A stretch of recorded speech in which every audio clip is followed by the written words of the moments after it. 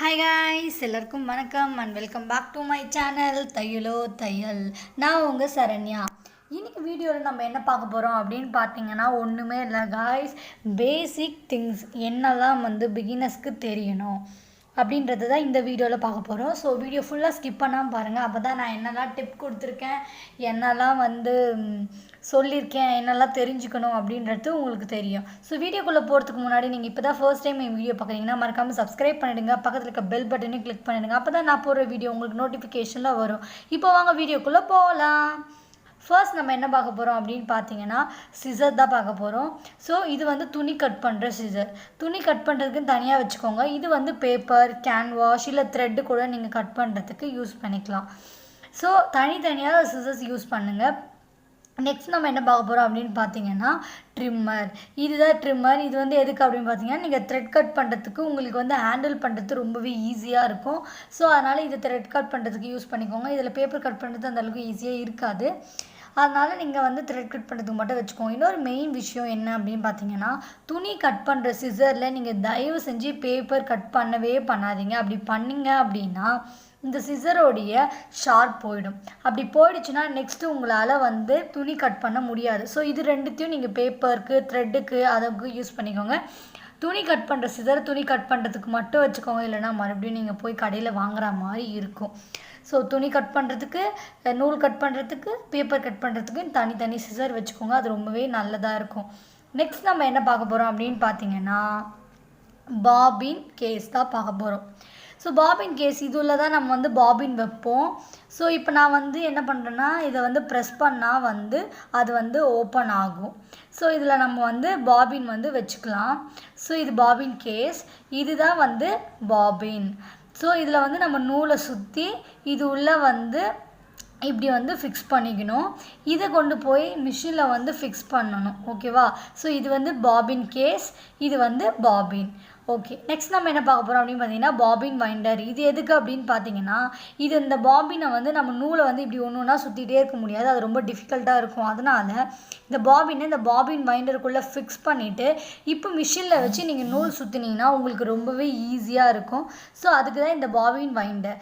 இந்த bobbin winder suppose உங்களுக்கு miss ஆகிடுச்சு இல்லை அவசரத்துக்கு வேணும் அப்படின்னீங்கன்னா நீங்கள் அவசரமாக கடைக்கு போக முடியலன்னா உங்களுக்கு ஒரு ஆல்டர்னேட்டிவ் திங் ஒன்று வச்சுருக்கேன். அது என்னன்னு பார்த்தீங்கன்னா எல்லார் வீட்லேயுமே இருக்கிற ஒன்று தான்.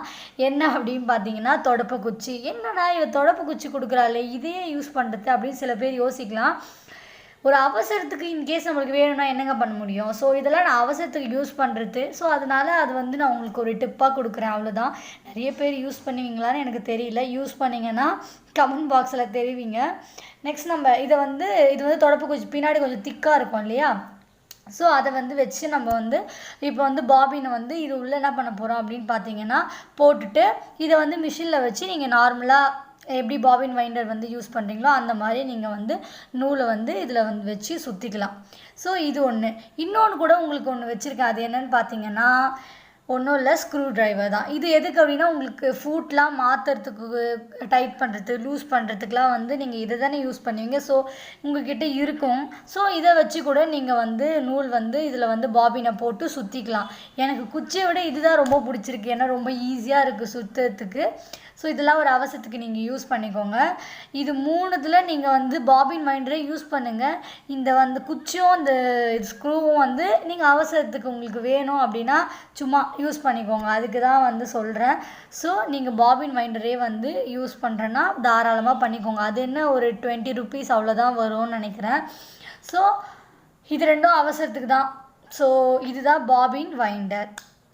ஸோ நெக்ஸ்ட் நம்ம என்ன பார்க்க போகிறோம் அப்படின்னு பார்த்தீங்கன்னா இதுதான். இது என்னன்னு உங்களுக்கு தெரியும்னு நினைக்கிறேன். குண்டு ஊசி. இதோடைய மேலே பார்த்தீங்கன்னா ஒரு பேர்ல், அந்த மணி மாதிரி இருக்கும். இந்த ஊசி எதுக்கு அப்படின்னு பார்த்தீங்கன்னா துணி அப்படி மார்க் பண்ணும் போதோ இல்லை கட் பண்ணும் போதோ நழுவி போகாமல் இருக்கிறதுக்காக இதை வச்சு நீங்கள் செக்யூர் பண்ணிவிட்டு நீங்கள் மார்க் பண்ணாலோ இல்லை கட் பண்ணாலோ பர்ஃபெக்டாக வரும். ஸோ அதனால தான் இந்த குண்டூசி யூஸ் பண்ண சொல்கிறேன். நெக்ஸ்ட் என்ன பார்க்க போகிறோம் அப்படின்னு பார்த்தீங்கன்னா இதுதான். கண்டிப்பாக டெய்லரிங்னாலே த்ரெட்டு தான். ஸோ நீங்கள் வந்து ஒரு 2-3 பிராண்டில் இருக்கிற த்ரெட்ஸை வந்து யூஸ் பண்ணி பாருங்கள். சில த்ரெட்லாம் ரொம்ப வந்து குவாலிட்டி மட்டமாக இருக்கும். ஸோ அதெல்லாம் வந்து இப்படி லைட்டாக அப்படி பண்ணாலே பிஞ்சு போயிடும். ஸோ அந்த மாதிரி த்ரெட்டெல்லாம் தயவு செஞ்சு யூஸ் பண்ணாதீங்க. ஒரு வாட்டி செக் பண்ணிவிட்டு குவாலிட்டியாக இருந்தால் இப்போ பாருங்கள் நான் இழுக்கிறேன்ல அது அறவே இல்லை. ஸோ இந்த மாதிரி பிராண்டடான த்ரெட்டை யூஸ் பண்ணிட்டு பண்ணுங்கள். அது வந்து ப்ராப்ளம் வராமல் இருக்கும். நெக்ஸ்ட் நம்ம என்ன பார்க்க போகிறோம் அப்படின்னு பார்த்தீங்கன்னா மார்க்கிங் சாக். ஸோ இந்த மார்க்கிங் சாக் வந்து நான் சாக் தான் யூஸ் பண்ணுவேன். சில பேர் பென்சில் கூட யூஸ் பண்ணுவாங்க. ஸோ இது வந்து இதுவும் 20 ருபீஸ் தான். இதில் வந்து ஒரு 10 பீசஸ் இருக்கும். கலர்ஃபுல்லாக இருக்குல்ல. ஸோ இந்த 10 பீஸு உங்களுக்கு எது வந்து துணிக்கு ஏற்ற மாதிரியோ இல்லை எது வேணாலும் நீங்கள் வந்து யூஸ் பண்ணிக்கலாம். So pencil or colour chalk எது வேணாலும் நீங்கள் யூஸ் பண்ணிக்கலாம். இதுக்கும் ஒரு ஆல்டர்னேட்டிவ் வச்சுருக்கேன். என்ன அப்படின்னு பார்த்தீங்கன்னா எல்லார் வீட்லேயுமே இருக்கிறது தான் அதுவும் சாக் பீஸ். ஸோ சாக் பீஸை யூஸ் பண்ணி கூட நீங்கள் மார்க் பண்ணலாம். அவசரத்துக்கு நம்மளுக்கு எது கம்ஃபர்டபுளாக இருக்கோ அதை யூஸ் பண்ணுறதுல தப்பே இல்லை காய்ஸ். ஸோ அதனால் நெக்ஸ்ட் வந்து சாக் பீஸ் தான். நெக்ஸ்ட் நம்ம என்ன பார்க்க போகிறோம் அப்படின்னு பார்த்தீங்கன்னா நீடில். ஸோ இதுதான் அது. இது வந்து மிஷின் நீடில். ஸோ 1-2 வாங்கி வச்சுக்காமல் நீங்கள் இந்த மாதிரி ஒரு பேக்காக வாங்கி வச்சுக்கிட்டீங்க அப்படின்னு பார்த்தீங்கன்னா நீங்கள் ஏன்னா தைக்கும் போது திடீர்னு வந்து நீடில் உடையத்துக்கு சான்ஸ் இருக்குது. ஸோ அப்பப்போ போய் வாங்கிட்டு இருக்க முடியாது. அதனால் இந்த மாதிரி ஒரு பேக்காக வாங்கி வச்சுக்கோங்க. நீடில்லையே வந்து ஒரு 2 டைப் இருக்குது. ஒன்று வந்து இந்த மாதிரி மேலே வந்து ரவுண்டாக இருக்கும். இன்னொன்று வந்து இந்த நீடில் மாதிரி ஃப்ளாட்டாக இருக்கும். ஸோ என்னோடய மிஷின் வந்து இந்த மாதிரி ஃப்ளாட்டான நீடில் தான். ஸோ உங்களோட மிஷின் எந்த நீடில் வந்து செட் ஆகுமோ அந்த நீடில் வந்து நீங்கள் யூஸ் பண்ணுங்கள். நீடில் மாறினா கூட கண்டிப்பாக பிரச்சனை வரும். ஸோ நல்லா கரெக்டான நீடில் யூஸ் பண்ணுங்கள். நெக்ஸ்ட் என்ன பார்க்க போகிறீங்கன்னா ஃபுட் தான் பார்க்க போகிறோம். இது வந்து சிங்கிள் ஃபுட். இது வந்து பைப்பிங் டிசைன் ஒர்க்லாம் பண்ணும்போது யூஸ் பண்ணிக்கோங்க. இந்த டபுள் ஃபுட் வந்து நார்மல் ஸ்டிச்சிங் பண்ணுறதுக்கு யூஸ் பண்ணலாம். ஏன்னா வந்து பைப்பிங் வந்து டபுளில் பண்ண முடியாது. ஸோ அதனால தான் சிங்கிள். ஸோ டபுள் வந்து நீங்கள் நார்மலாக எல்லாமே இது வந்து ஸ்டிச் பண்ணிக்கலாம். ஸோ நெக்ஸ்ட் நம்ம என்ன பார்க்க போகிறோம் அப்படின்னு பார்த்தீங்கன்னா கேன் வாஷ் எதுக்கு அப்படின்னு பார்த்தீங்கன்னா நெக்குக்கு வந்து கேன் வாஷ் வச்சு நீங்கள் பண்ணும்போது பிகினர்ஸ்க்கு வந்து நெக்கு வந்து அந்தளவுக்கு பர்ஃபெக்டாக ஒரு ஷேப் வராது. ஸோ அதுக்கு தான் can wash. So can wash வச்சு நீங்கள் பண்ணும்போது நெக்கு வந்து ரொம்ப ப்ராப்பராக அழகாக ஷேப்பாக இருக்கும். இன்னொரு கேன் வாஷும் இருக்குது. அது எதுக்குன்னு பார்த்தீங்கன்னா பாட்டம் கீழே கால் கிட்ட வந்து வைக்கிற கேன் வாஷ் இருக்குது. ஸோ இந்த கேன் வாஷ் வந்து நெக்குக்கு வைக்கிற கேன் வாஷ். ஸோ நெக்ஸ்ட் என்ன பார்க்க போகிறோம் அப்படின்னு பார்த்தீங்கன்னா இதுதான் அது. என்னென்னு பார்த்தீங்கன்னா பைப்பிங் த்ரெட்டுன்னு சொல்லுவாங்க. இதை வச்சு நீங்கள் பைப்பிங் பண்ணும்போது பைப்பிங் அப்படியே அழகாக தெரியும்.